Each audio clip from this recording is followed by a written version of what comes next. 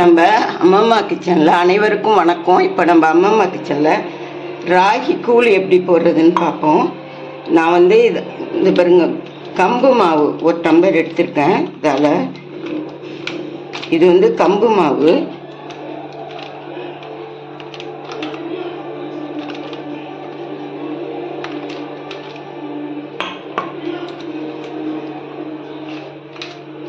இது கம்பு மாவு ஒரு டம்ளர் ராகி மாவு எடுத்துக்குவோம். ரெண்டையும் கலந்து கூழ் பண்ணால் சூப்பராக இருக்கும். உங்களுக்கு எவ்வளோ வேணுமோ நீங்கள் நிறையா பண்ணிக்கலாம். நான் எங்களுக்கு தேவையான போட்டுக்கேன். இந்த மாவுக்கு தேவையான தண்ணி இதில் சேர்த்துக்குவோம். தண்ணி எவ்வளோ வேணாலும் நம்ம சேர்த்துக்கலாம். கிண்டினதுக்கப்புறம் பத்தலைன்னா கூட சேர்த்துக்கலாம், ஒன்றும் பிரச்சனை இல்லை. இதில் கொஞ்சம் உப்பு போட்டுருவோம். கூழுக்கு தேவையான உப்பு பத்தலைன்னா இப்போ கலந்துக்கலாம். நம்ம தயிர் ஊற்றி கலக்கும்போது இது ரெண்டு மாவையும் ஒன்றா சேர்த்து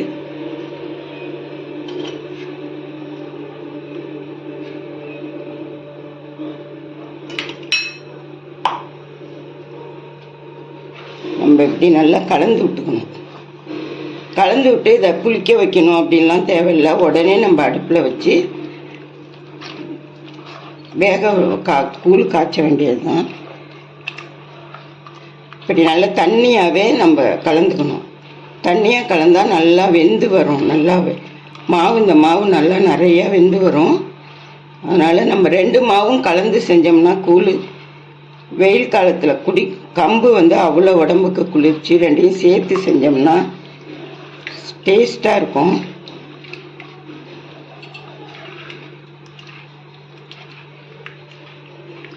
இப்படி நல்லா கட்டி இல்லாமல் களைச்சிக்கிட்டு இதில் இன்னும் கொஞ்சம் தண்ணி ஊற்றிக்கலாம்.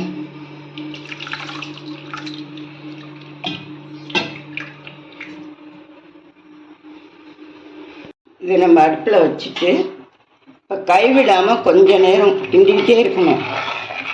அப்போ தான் கட்டி இல்லாமல் இருக்கும். கொஞ்சம் நேரம் கிண்டிட்டு நல்லா கொதி வந்து கொஞ்சம் குழப்பு வந்ததுக்கப்புறம் நம்ம சிம்மில் வச்சிடலாம். சிம்மில் வச்சு கொஞ்சம் மூடி வச்சோம்னா அது நல்லா வெந்துடும். இப்போ நம்ம இது கொஞ்சம் நேரம் வேக விடுவோம். நான் இப்போ இது ஒரு 10 நிமிஷம் கிண்டி இருக்கேன். இது மாதிரி நல்லா பாருங்க, கட்டியே விழுவாமல் இது மாதிரி கிண்டிக்கிட்டு இந்த ஸ்டேஜில் கொஞ்சம் நம்ம தண்ணி சேர்த்துக்கணும். இந்த ஸ்டேஜில் கொஞ்சம் தண்ணி சேர்த்து நல்லா கிண்டிட்டு ஒரு 10 நிமிஷம் சிம்மில் வச்சு அப்படியே மூடி வச்சிட்டிங்கன்னா அது கொஞ்சம் நல்லா தானாகவே நம்ம கிண்டிக்கிட்டே இருக்கணும்னு அவசியம் கிடையாது. ஒரு 10 நிமிஷம் இப்படியே விட்டுடலாம். சிம்மில் வச்சு கொஞ்சம் மூடி வைக்கணும். நான் உங்களுக்கு எப்படி மூடுறதுன்னு காட்டுறேன். இதை நம்ம சிம்மில் வச்சிடலாம். வச்சுட்டு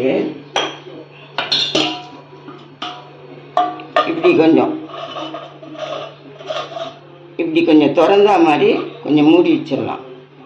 ஒரு 10 நிமிஷம் கழித்து இதை திறந்துட்டு வெந்துருச்சான்னு நம்ம டெஸ்ட் பண்ணிவிட்டு அதுக்கப்புறம் நிறுத்தி வைக்கணும். ஒரு 10 நிமிஷம் கழித்து நம்ம பார்ப்போம்.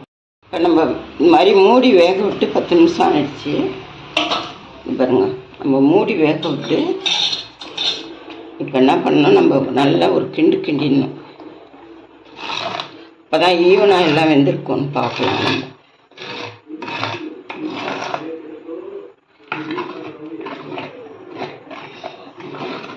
இது மாதிரி கொஞ்சம் கெட்டியாக காய்ச்சாமல் கொஞ்சம் இது மாதிரி கொஞ்சம் தளதளன்னு காய்ச்சினாவே நம்ம எடுத்து கரைக்கிறதுக்கு வசதியாக இருக்கும். இப்போ நம்ம தண்ணி தொட்டுக்கிட்டு இந்த மாதிரி நம்ம வெந்துருச்சான்னு பார்க்கறதுக்கு இன்னும் கொஞ்சம் ஒரு 10 நிமிஷம், இன்னொரு 5 நிமிஷம் வேகணும். கையில் ஒட்டுது பாருங்க, கொஞ்சம் ஒட்டுது. இது மாதிரி தண்ணியை தொட்டுக்கிட்டு கொஞ்சம் பார்க்கணும். இன்னொரு 5 நிமிஷம் நம்ம இதை மூடி வேக விடலாம். வைப்போம். நல்லா வெந்துருச்சு, பயங்கரமாக வெந்துருச்சு. கலர் நல்லா மாறிடுச்சு பாருங்க.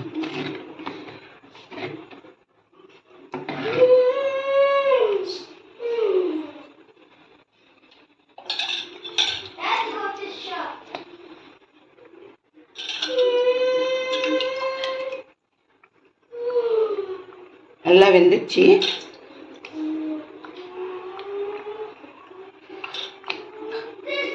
பாருங்க, நல்லா வெந்துச்சு. கையில் ஒட்டவே இல்லை பார்த்தேன். நல்லா வெந்துச்சு. இப்போ நம்ம இதெண்ணி அடுப்பை நிறுத்திட்டு மூடி அப்படியே ஆற வச்சிடலாம்.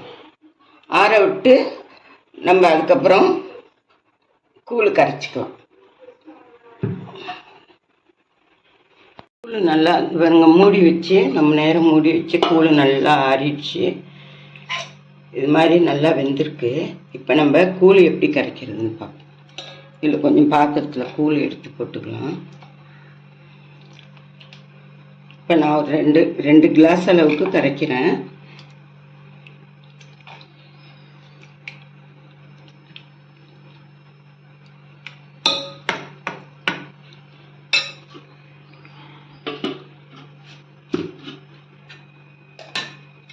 கொஞ்சம் தண்ணி சேர்த்துக்கலாம்.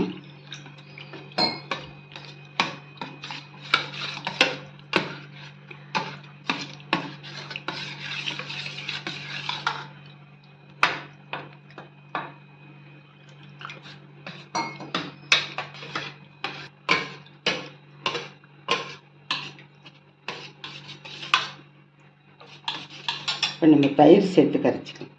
நல்லா இது நம்ம வீட்டில் பால் வாங்கி உர ஊற்றின தயிர் இது. இந்த மாதிரி உர ஊற்றி கலந்துக்கிட்டிங்கன்னா கூழ் நல்லா டேஸ்ட்டாக இருக்கும்.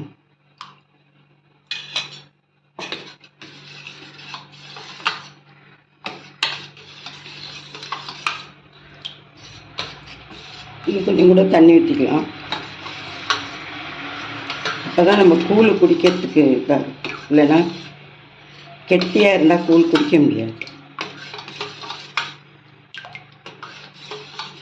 இந்த லெவல் போகிறோம்.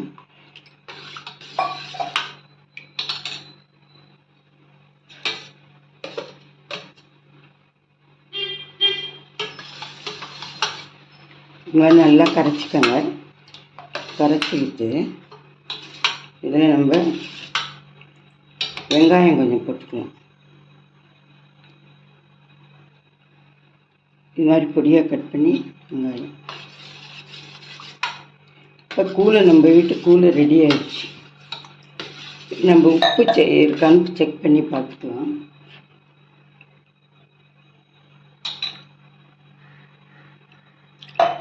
கொஞ்சம் உப்பு பத்தல, கொஞ்சம் உப்பு சேர்த்துக்கலாம்.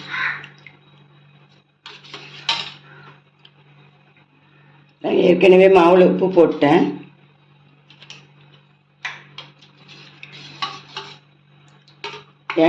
எனக்கு இந்த அளவுக்கு தயிர் போதும். எங்கள் தயிர் புளிச்சிருக்கும். கொஞ்சமாக புளிச்சா போதும். தயிர் ரொம்ப புளிக்க தேவையில்லை. இதான் இதே மாதிரி கூழ் கரைச்சிக்கோங்க. நான் கொஞ்சமாக தான் வெங்காயம் போட்டிருக்கேன். உங்களுக்கு வேணால் நிறைய போட்டுக்கோங்க. இது மாதிரி கூழ் பண்ணி சாப்பிடுங்க. கொஞ்சம் மேலே வெங்காயம் போட்டுக்கிட்டு, மாங்காய் இருக்குது, சைடிஷ் துவையல் இருக்குது, கொண்டக்கடலை தேங்காய் போட்ட குழம்பு இருக்குது. இந்த குழம்பு வச்சு சாப்பிட்டிங்கன்னா கூழுக்கு அவ்வளோ நல்லாயிருக்கும். இந்த வீடியோ பிடிச்சிருந்தா உங்களுக்கு ஷேர் பண்ணுங்கள், கமெண்ட் பண்ணுங்கள், மறக்காமல் சப்ஸ்கிரைப் பண்ணுங்கள். தேங்க்யூ, வணக்கம்.